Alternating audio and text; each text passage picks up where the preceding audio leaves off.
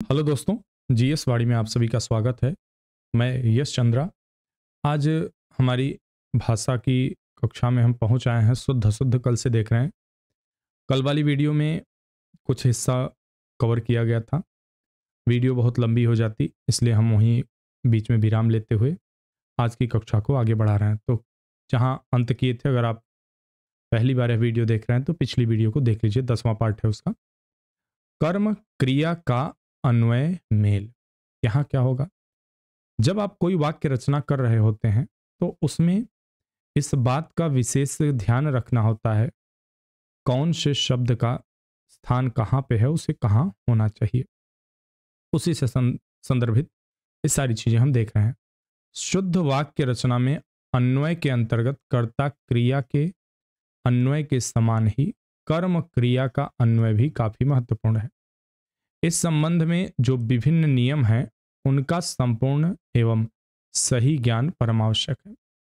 नीचे कर्म क्रिया के अन्वय संबंधी नियमों का क्रमिक विवरण दिया जा रहा है।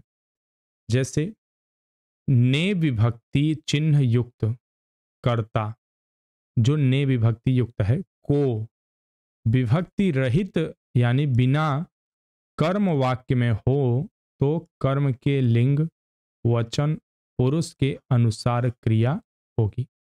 उदाहरण के लिए, राम ने रोटी खाई, राम ने रोटी खाई।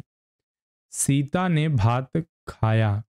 यहां पर सीता के अनुसार लिंग नहीं है इसका, कर्म का। इसमें क्या है, जो कर्म है भात है, उसके अनुसार एक क्रिया का लिंग निर्धारित हो रहा है। ठीक है, क्रिया निर्धारित हो रही है। उसने पढ़ाई पूरी कर ली। अमेरिका ने लड़ाई जीत ली। उसने भोजन कर लिया। मोहन ने पूजा कर ली। उसने मेरी कलम से लिखा। यदि वाक्य में कर्ता और कर्म दोनों ही विभक्ति चिन्हों से युक्त हों तो क्रिया सदैव एक वचन पुल्लिंग और अन्य पुरुष में होगी। उदाहरण के लिए, राम ने अपने दोस्त श्याम को पुकारा। मैंने मां को रुपया वापस कर दिया। अध्यापक ने छात्रों को देखा। पिता ने पुत्र को डांटा, इत्यादि। यदि वाक्य में को युक्त कर्ता हो तथा कर्म के रूप में क्रियार्थक संज्ञा हो तो क्रिया सदैव पुल्लिंग, एक वचन और अन्य पुरुष में होगी। उदाहरण के लिए, राम को कार चलाना नहीं आता। रश्मि को फुटबॉल खेलना नहीं आता। तुम्हें या तुमको लेख लिखना नहीं आता। रवि को अंग्रेजी पढ़ना नहीं आता। यहां आप देखेंगे कि भले यहां रश्मि है लेकिन यहां आती नहीं सिर्फ शब्द इस्तेमाल हुआ है। एक ही लिंग और वचन के विभक्ति रहित एकाधिक या अनेक प्राणीवाचक कर्म एक साथ वाक्य में आए तो क्रिया सदैव उसी लिंग में मगर बहुवचन में होगी। उदाहरण के लिए, मैंने मुर्गा और तोता खरीदे। किसान ने एक भैंस और एक गाय खरीदी। तुमने बिल्ली और मैना मोल ली, इत्यादि। यदि वाक्य में एक ही लिंग और वचन के प्रत्यय रहित एकाधिक अनेक प्राणी अप्राणीवाचक कर्म एक वचन में हो तो क्रिया भी एक वचन में ही होगी। ये सारे जो नियम यहाँ बताए जा रहे हैं आपके वाक्य को ये शुद्ध बनाएंगे और निश्चित रूप से आपकी जो भाषा संबंधी अशुद्धियां हैं वो दूर होने वाली हैं। इसका उदाहरण क्या है इस नियम का? राम ने रोटी और सब्जी खाई। किसान ने गाय भैंस खरीदी। गरीब मजदूर ने बकरा और मुर्गा बेचा। छात्र ने एक कॉपी और एक कलम खरीदी। भिन्न भिन्न लिंगों के यदि अनेक प्रत्यय कर्म वाक्य में हों तथा वे संयोजक शब्द और एवं तथा से जुड़े हों तो क्रिया अंतिम कर्म के लिंग और वचन के अनुसार होगी। उदाहरण के लिए, मैंने दूध और रोटी खाई, उसने मिठाई और समोसा खाया। राम ने भात और सब्जी खाई, उसने बिस्कुट और दही खाया, इत्यादि। अब अगला है संज्ञा सर्वनाम का अन्वय या मेल। वाक्य में अन्वय का यह तीसरा और अंतिम रूप है, जो अपने उपर्युक्त दोनों रूपों के समान महत्वपूर्ण है। शुद्ध एवं सुंदर वाक्य रचना में इसकी संज्ञा या सर्वनाम का अन्वय महत्ता किसी भी रूप में कम नहीं है, अतः इसका सही एवं समुचित ज्ञान होना अति आवश्यक है। इस संबंध में केवल दो प्रमुख नियम ही प्रचलित हैं, जिनका विवरण निम्नानुसार है। कैसे, देखते हैं। वाक्य में संज्ञा के लिंग, वचन और पुरुष के अनुसार ही उसके स्थान पर सर्वनाम का प्रयोग होता है। उदाहरण के लिए, वे वही लड़के हैं, ये छात्राएं ही शोरगुल कर रही थीं, वह छात्र आज नहीं आया, यह लड़की कल भी यहां खड़ी थी, इत्यादि।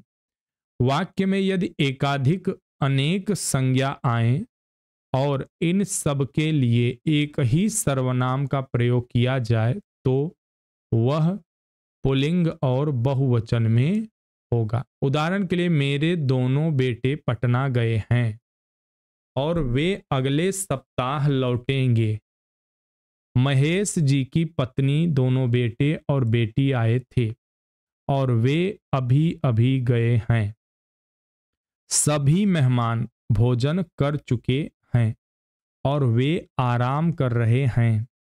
राम, श्याम और हरि आए और वे चले गए हैं। तो इस तरह से हम यहाँ देखें कि किस तरह से वाक्य के संज्ञा के लिंग और वचन और पुरुष के संबंध में सर्वनाम का प्रयोग। अब देखते हैं पद शब्द प्रयोग। शब्दों पदों के व्यवस्थित एवं विधानानुसार संयोग से शुद्ध वाक्य रचना होती है। अतः वाक्य की शुद्धता, सौंदर्य एवं प्रभाव उत्पादकता इन्हीं शब्दों पदों के विशिष्ट प्रयोग के ऊपर निर्भर करती है। इसके लिए यह अति आवश्यक है कि इनके स्वरूप औचित्य की सटीकता पर विशेष ध्यान रखा जाए। संक्षेप में पद शब्द प्रयोग का यही आशय है। प्रयोग संबंधी कुछ महत्वपूर्ण सुझाव हैं जो नीचे दिए जा रहे हैं। क्या है, देखते हैं। वाक्य छोटा रखना चाहिए तथा यही कोशिश होनी चाहिए कि एक वाक्य में एक ही भाव की अभिव्यक्ति हो। वाक्य में प्रयुक्त शब्द शैली की शिष्टता पर विशेष ध्यान दें। वाक्य में शब्द प्रयोग हेतु व्याकरण के नियमों का पूर्ण पालन करें। वाक्य में प्रयुक्त शब्दों के मध्य सही एवं घनिष्ठ संबंध होना चाहिए। पुनरुक्ति दोष की दृष्टि से भी वाक्य में शब्द प्रयोग के औचित्य पर विशेष ध्यान दें।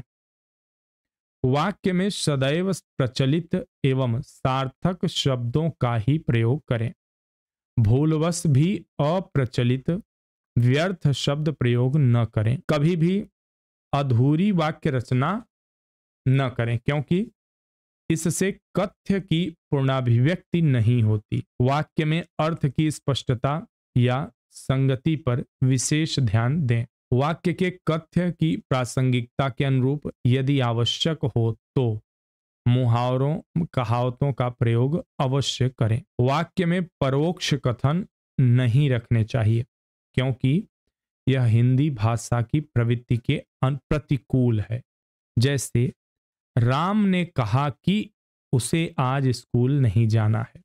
इस वाक्य में उसे का प्रयोग अशुद्ध है। इसके स्थान पर मुझे शब्द का प्रयोग होना चाहिए। राम ने कहा कि मुझे आज स्कूल नहीं जाना है। वाक्य में एक ही व्यक्ति या वस्तु के लिए सार्वनामिक विभेद नहीं करना चाहिए, अन्यथा वाक्य तो अशुद्ध होंगे ही, अटपटापन भी आ जाएगा। वाक्य में सार्वनामिक विभेद से आशय एक ही व्यक्ति या वस्तु के लिए कहीं यह तो कहीं वह, कहीं आप तो कहीं तुम, कहीं इनका तो कहीं उनका, कहीं इन्हें तो कहीं इसे, कहीं उसका तो कहीं उनका प्रयोग नहीं करना चाहिए। शब्द प्रयोग संबंधी कुछ और महत्वपूर्ण इन्होंने सुझाव दिया है, वो क्या है? हिंदी में बहुत सारे ऐसे शब्द हैं जो रूप अर्थ में एक दूसरे से सर्वथा भिन्न होते हैं, मगर उनके मध्य अर्थ विभेद की सूक्ष्मता के सही ज्ञान के अभाव में छात्र या अभ्यर्थी इन्हें समान मानकर अधिकाधिक रूप में वाक्य में प्रयोग करते हैं। इसका परिणाम क्या होता है?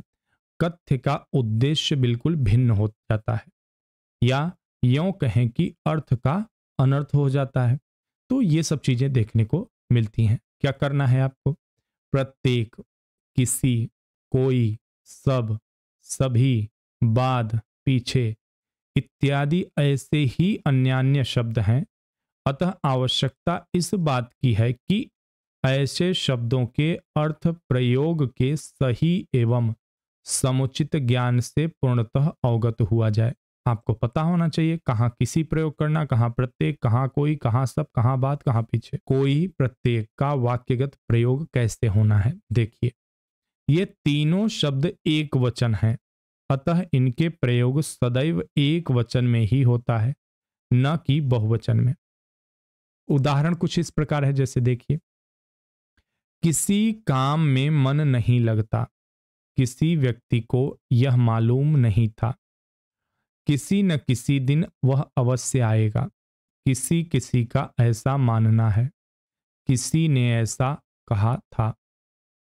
कोई का बात करेंगे तो कोई व्यक्ति आया है, तुम कोई काम करने लायक नहीं हो, कोई एक कलम दे दो, कोई न कोई तो इसके लिए जिम्मेदार है, कोई कुछ भी कहने दो। अब प्रत्येक का कैसे प्रयोग होगा? प्रत्येक व्यक्ति को प्राथमिक आवश्यकताएं उपलब्ध हों, प्रत्येक काम समय से समाप्त करो, प्रत्येक को जीने कमाने का कानूनन अधिकार है, प्रत्येक लड़के को टॉफी दो, प्रत्येक उपस्थित जन से मेरी यह याचना है, इत्यादि। किसी और कोई दोनों सर्वनामिक शब्द हैं और दोनों के अर्थ प्रयोग में भिन्नता के साथ ही सर्वाधिक महत्वपूर्ण बात यह है कि इन दोनों के साथ भी का प्रयोग भूलवश भी न करें। ठीक है, किसी और कोई के साथ। ठीक है, आप अगर यहां उदाहरण में देखेंगे तो ये देखिए, किसी में भी का प्रयोग नहीं हुआ है और ना कोई के साथ भी का प्रयोग हुआ है। ठीक है, यहां देखिए, कोई कुछ भी कहे, यह नहीं कहा कोई भी कुछ भी कहे, ऐसा कुछ नहीं है। ठीक, तो यह ध्यान रखिएगा कि इन दोनों के साथ भी का प्रयोग भूलवश भी ना करें, क्योंकि भी इनमें स्वभावतः अंतर्निहित है, जो वर्तमानिक भाव के लिए में होता है, मतलब भी इनमें इंक्लूड होता है उसका भाव। अब अलग आता है कि लोग, सब, लोग कह रहे हैं, सब कहते हैं, ये शब्द प्रयोग होते हैं। ये दोनों शब्द बहुवचन हैं, अतः सामान्यतः इनका प्रयोग बहुवचन के रूप में ही होता है, मगर समुच्चय संख्या के रूप में कभी कभी सब का प्रयोग एक वचन में भी होता है। जैसे उदाहरण के देखिए, अब आप कहेंगे सब है तो एक वचन कैसे हो जाएगा? तो देख लेते हैं। लोग, लोग अपना अच्छा बुरा अच्छी तरह जानते हैं। ठीक है, इस मोहल्ले के लोग इस साजिश से अनभिज्ञ हैं। लोग अंधे नहीं हैं, वे सब कुछ देख रहे हैं। लोग सही प्रतिक्रिया दे रहे हैं, लोग ठीक ही तो कह रहे हैं। सब का कैसे प्रयोग हो रहा है देखिए, सब काम समाप्त हो गया, आपका सब काम अधूरा रहता है, सब कुछ यहां बदल गया, सब जगह खाली पड़ी हुई है। सब लोग यही कहा करते हैं। अब अगला है बाद पीछे का वाक्यगत प्रयोग। कभी कभी दोनों शब्द उल्टा पुल्टा प्रयोग हो जाता है। इन दोनों शब्दों में काल, समय और स्थान के दृष्टिकोण से मूल अंतर है। अर्थात काल, समय का अंतर दर्शाने हेतु जहां बाद का प्रयोग होता है, वहीं स्थान अंतर के लिए पीछे का प्रयोग होता है।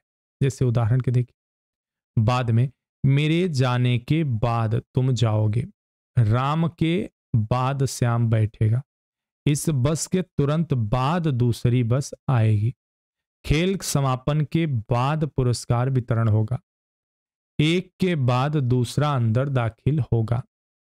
अब पीछे की बात करें, कैसे प्रयोग होगा पीछे शब्द। राम का स्कूल मेरे घर के पीछे है, स्थान संबंधित है। कार के पीछे बसों की लंबी कतार है। मेरा कार्यालय आनंद पार्क के पीछे है। मेरे पीछे पीछे आओ, तेज चलो वरना सबसे पीछे हो जाओगे, इत्यादि। अब देखते हैं द्वारा से वाक्य का प्रयोग हो। द्वारा और से जब व्यक्ति प्राणी के माध्यम से कोई कार्य संपादित होता है तो इसके लिए द्वारा शब्द का प्रयोग होता है, किंतु से का प्रयोग वस्तु, संज्ञा, अप्राणीवाचक के निहितार्थ होता है। उदाहरण के तौर पर देखते हैं द्वारा का उदाहरण, यह कार्य राम के द्वारा संपन्न हुआ। से में देखते हैं महामारी से लोग तबाह हो जाते हैं, तुम्हारे द्वारा यह काम संपन्न नहीं हो सकता। युद्ध से अपार धन जन की क्षति होती। ऊपर पर का वाक्यगत प्रयोग। इन दोनों शब्दों में अर्थ प्रयोग की दृष्टि से दो समानताएं हैं। प्रथम यह कि दोनों शब्द ऊंचाई के अर्थ में प्रयुक्त होते हैं, ऊपर और पर, लेकिन जहां विशेष ऊंचाई हेतु ऊपर शब्द का प्रयोग होता है, वहीं पर शब्द सामान्य ऊंचाई के लिए होता है। द्वितीयतः दोनों ही शब्द व्यक्ति और वस्तु के लिए प्रयोग किए जाते हैं। इनके उदाहरण कुछ इस प्रकार हैं, देखते हैं। ऊपर और पर। इस पहाड़ी के ऊपर शानदार पर्यटन स्थल है। इस पहाड़ी पर कहना सही शब्द नहीं होगा। उसने अपने घर के ऊपर एक छोटा सा मंदिर बना रखा है। इस कार्यालय में पदक्रम से सबसे ऊपर गगनचुंबी इमारत के ऊपर शक्तिशाली लाल बत्ती है। तो सबने आपने देखा कि स्थान में ऊपर के लिए हुआ है। अब पर का प्रयोग कहां है? सभी लोग छत पर सो रहे हैं। रेल की छत पर बैठकर सफर न करें। कृपया मुझ पर रहम करें, इत्यादि। तो यह पर और सबसे ऊपर का रहा। पर क्या है? सामान्य ऊंचाई के लिए बात हो रही। ट्रेन कितनी ऊंची होगी, छत कितना ऊंचा होगा, कुछ खास नहीं। ठीक है। वर्तमान में ऊपर शब्द के स्थान पर शब्द का प्रचलन अप्रत्याशित रूप से बढ़ा है। इसलिए अगर आप भाषा के विद्यार्थी हैं तो आपसे उम्मीद की जाती है कि आप भाषा को उत्तम प्रकृति में बनाए रखेंगे। ठीक है। व्यक्तिवाचक संज्ञा क्रिया का अन्वय, यह देखते हैं। यह विशेष रूप से ध्यान देने योग्य है कि वाक्य में व्यक्तिवाचक संज्ञा यदि कर्ता के रूप में हो तो कर्ता के लिंग वचन के अनुसार ही क्रिया का लिंग वचन होगा। जैसे दिल्ली आजादी के पूर्व से ही देश की राजधानी रही है। आजादी से पूर्व देश की राजधानी कलकत्ता था। वाराणसी देश की सर्वप्रमुख धार्मिक नगरी रही है। स्वर्ण मंदिर के कारण अमृतसर प्रसिद्ध रहा है। यहां पर किए का शुद्ध रूप प्रयोग देखना है। जैसे मूल शब्द क्रिया होने के कारण इसका बहुवचन रूप किए होगा, न कि किए, क्योंकि किया में या लगा है तो इसका ही ये बनेगा। किया जो है वो ऐसा तो नहीं है कि ये लगा इसमें, ये चीजें तो नहीं हुई हैं। हालांकि आजकल किए का भी अधिकाधिक प्रचलन में प्रयोग हुआ। आजकल ज्यादातर आप देखेंगे इस तरह किए का प्रयोग होता है। किए इस तरह नहीं लिखा जाता, लेकिन होना यही चाहिए। इसलिए और इसलिए, इसलिए और इसलिए। यहां जैसे आप देखोगे कहीं कहीं ए प्रयोग होता, कहीं ए। हो सकता है आप में से कई लोगों में कंफ्यूजन हो, लेकिन वो पता ना कर पाते हो क्या होगा।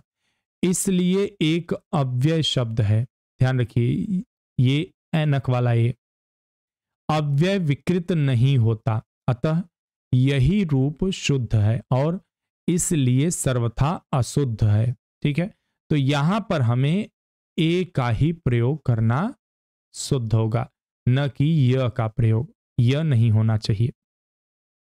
अब फिर से भैया चाहिए और चाहिए का शुद्ध रूप देखिए यहां भी आ रहा है। ठीक है, तो देखते हैं यहां पर क्या होगा। चाहिए शब्द अव्यय है, अव्यय का रूप विकार नहीं होता, अतः चाहिए शब्द का रूप प्रयोग सर्वथा शुद्ध है, न कि चाहिए। यहां पे दोनों सेम हो गया है, देखिए ये यहां पे कर दीजिए यह, तो यहां भी वही नियम लागू हो जो इसलिए में होगा वही चाहिए में होगा, केवल किए में अंतर है बस। अब यहां फिर आ रहा है गए, गए, गई, गई, गई, इसमें कौन सा शुद्ध होगा? इन सभी शब्दों का मूल शब्द गया है। ठीक है, तो जब गया है, इस संबंध में मान्य जो नियम है, गया का बहुवचन गए होगा, ग ये, इस तरह से स्त्रीलिंग गई होगी, किंतु गए एवं गई शब्द रूप एवं प्रयोग भी सही है, यानी कि अगर ए भी लगा रहे हैं तो भी यह सही हो सकता है। अब देखते हैं नई, इस तरह नई, नए, नए, इनमें कौन सा शुद्ध है?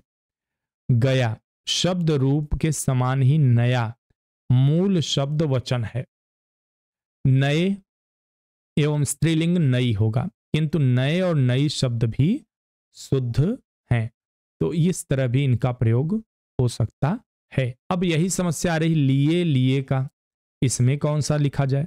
दोनों शब्द का मूल शब्द लिया है, ली या।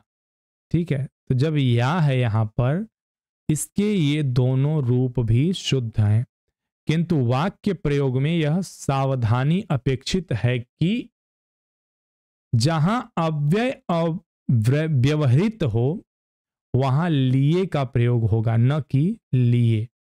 लिए का प्रयोग प्रायः क्रिया के रूप में होता, जैसे राम के पिताजी ने अपने लिए दो पेट लिए, दो पैंट लिए।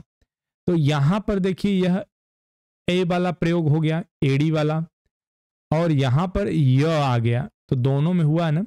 लेकिन जहां जब यह अव्यय के रूप में प्रयोग हुआ तो यह कैसा हो गया? ए का प्रयोग हुआ। लेकिन जब यह क्रिया के रूप में प्रयोग हो रहा है यहां, तो यहां कैसा हो गया? यह हो गया क्रिया के रूप में। तो यह थोड़ी सी सावधानी बरतनी पड़ेगी, बड़ी ही बारीकी है और बहुत लोग ऐसी गलतियां करते हैं। समय सूचक शब्द समुच्चय के रूप में प्रयोग कैसे होगा? एकाधिक, एक से अधिक।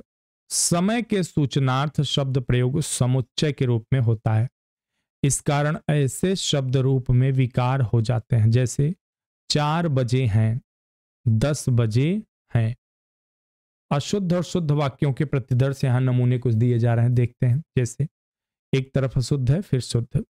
इतनी रात गई तुम कहां थे, इतनी रात गए तुम कहां थे। ठीक है, तो शुद्ध यह है। आप अपने मन में सोचें, आप मन में सोचें, क्योंकि मन तो अपना ही होगा ना, मन किसी और का थोड़ी ना होगा। उसने तुमसे अनेकों बार कहा, अनेक अपने आप में बहुवचन में आ जाए, उसने तुम्हें अनेक बार कहा, या तुमसे नहीं तुम्हें।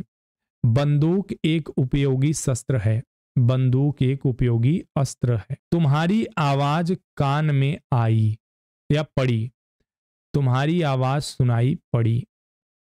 मोहन को 50 रुपया चाहिए, मोहन को 50 रुपए चाहिए। बाजार में भारी भरकम भीड़ जमा थी, बाजार में भारी भीड़ लगी थी। इस तरह प्रयोग होगा। इस तरह अभ्यास दिया हुआ है, बहुत सारे यहाँ पे अभ्यास दिए गए हैं, आप इनका बार बार प्रयोग कर सकते हैं। इससे क्या होगा कि आपके लिए थोड़ी सी सहूलियत हो जाएगी, चूंकि पीडीएफ आपको मिल जाएगी और पीडीएफ से आप बार बार अपना अभ्यास करिए। इसमें इतने एग्जाम्पल दिए हुए हैं कि अगर आप इनका बार बार अध्ययन कर लेंगे तो यह आपको एक तरह से पूरी तैयारी कंप्लीट करवा देंगे जो शुद्ध अशुद्ध का होगा। उसके बाद मुझे नहीं लगता कि आपके कभी कोई वाक्य यहाँ पर अशुद्ध होने वाले हैं। तो आज की कक्षा हमारी यहीं पर समाप्त हो रही है। पीडीएफ आपको अभी डाल दी जाएगी, मिल जाएगी क्लास के बाद ही। टेलीग्राम पे हमारा पीडीएफ मिलेगा। तो अगर आप टेलीग्राम नहीं ज्वाइन किए हैं तो लिंक चैनल पे दिया हुआ है, टेलीग्राम टीजीटी पीजीटी का, वहां जाके आप लिंक से ज्वाइन कर सकते हैं। मिलते हैं अपनी अगली कक्षा में, तब तक के लिए आप सभी को ढेर सारा धन्यवाद और शुभकामनाएं।